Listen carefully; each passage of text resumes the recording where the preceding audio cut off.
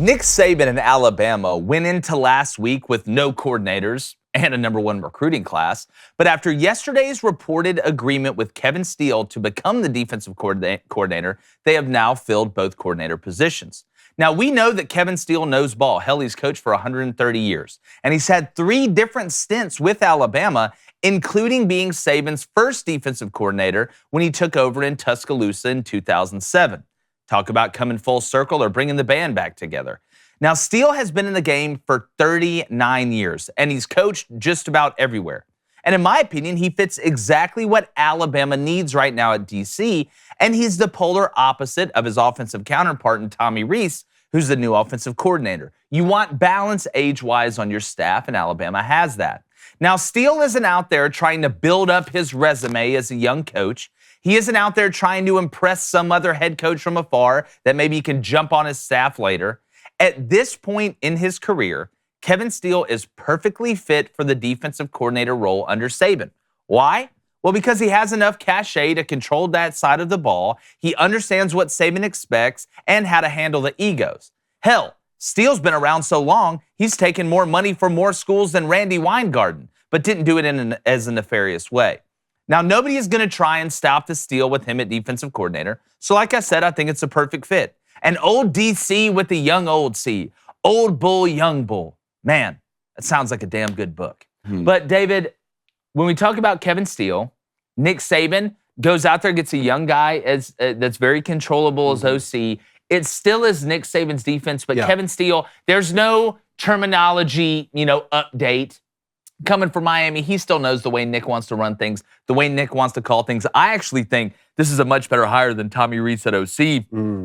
When you heard Kevin Steele was going back for his 3rd rendezvous at Alabama, what were kind of your initial thoughts? I wasn't, like we said last week, I wasn't as concerned on the defensive side of the ball because, like you said, this is going to be Nick Saban's defense. I think, Nick Saban can't call offensive plays. Like, the offense can be Nick Saban's identity and say, this is what I'd like to do from an identity and a philosophical standpoint. But Nick Saban could call the defense from start to finish if he absolutely had to. So I wasn't worried about the defensive side of the ball.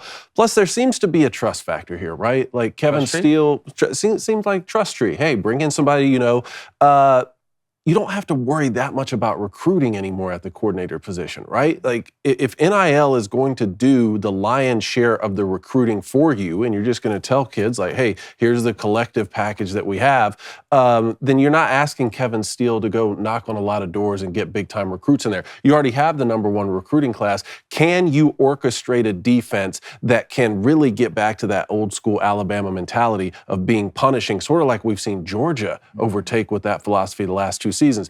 Do you guys think Kevin Steele can orchestrate the type of defense for Alabama that could get up to that level that they used to have when Kirby Smart was the DC? Yes, for a couple reasons. One, he's done it before. He knows what it's like to be at Alabama. He knows the identity that Nick and them want. He understands physicality. You talk about recruiting. They signed the #1 recruiting class without any coordinators. Now, I know they did have coordinators that first go around the real signing day in December now, but they were kind of on their way out. You thought there may be some moves being made. But Kevin Steele's a hell of a recruiter as well. Like, Kevin Steele's he knows all the high schools, he knows all the high school coaches, all the areas where they play good football and he can have success. But Kevin Steele's best attribute is his defensive mind. Some defensive coordinators are more motivating guys that are good scheme-wise, but they're better motivators and better recruiters. Hey, everybody, Super Bowl 57 is right around the corner. Make sure, if you have not already downloaded the DraftKings Sportsbook app, that you do it right now, because new customers, when they use our promo code CRAIN, that's Crane, CRAIN, can bet $5 on the big game, and you get $200 in bonus bets instantly. That's promo code Crane, CRAIN, only at DraftKings Sportsbook. There's some great player props. One right now, guys, I think it's plus 1,000 for somebody to kick a walk-off field goal during regulation. I love that. I think it's plus 1,200 for a quarterback to catch a pass, maybe a throwback back to Patrick Mahomes that he Billy then throws. Special. It's still a catch. It's still a catch. So make sure you download the DraftKings Sportsbook app now so you can bet and draft like a king. They've got great daily fantasy stuff as well.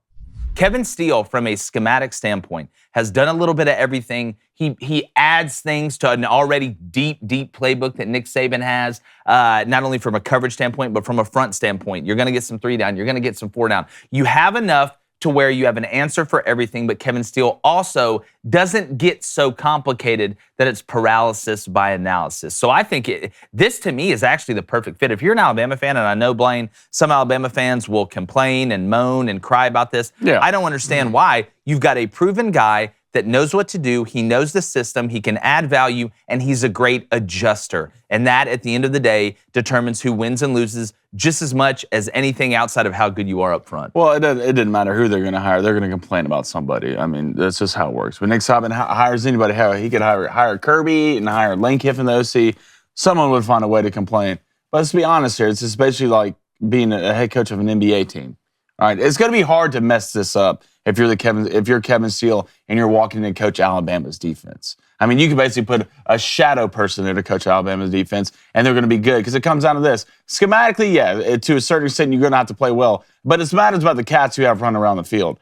And Bama's going to be pretty good on defense with what they're returning, all right? So you don't need some schematical wizard. Let's line up. Let's not complicate this. I don't think they'll be good as Alabama's defense, Kirby Smart. I don't know if we're going to see some of that dominant other than the Georgia defense we saw last year, just because of the way offense have evolved since then. It's a lot harder to stop offensive now than it is back in the day, unless you completely just surround it with 9 first-rounders like you did with Georgia. So, yeah, these hires are fine. Is there something that's out of the bag that captures me with these hires? No. I don't think you have to be some fantastic coordinator to come in and coach at Alabama. You just need to do your job, and the players will do the rest. Yeah, and I know you mean that Georgia team from 2 years ago, I'm guessing, is what you meant by elite defense. Hell, last year, too. Hell, they're pretty good last year, too, even without Nolan Smith. I heard this story about Kevin Steele yesterday, and I wanted to ask you guys if you had any inside information. With your dad playing linebacker at Auburn, did you guys know Kevin Green? Did you guys have a relationship with Kevin Green? Yes. Just unbelievable NFL linebacker. Talk about a great story. Yeah.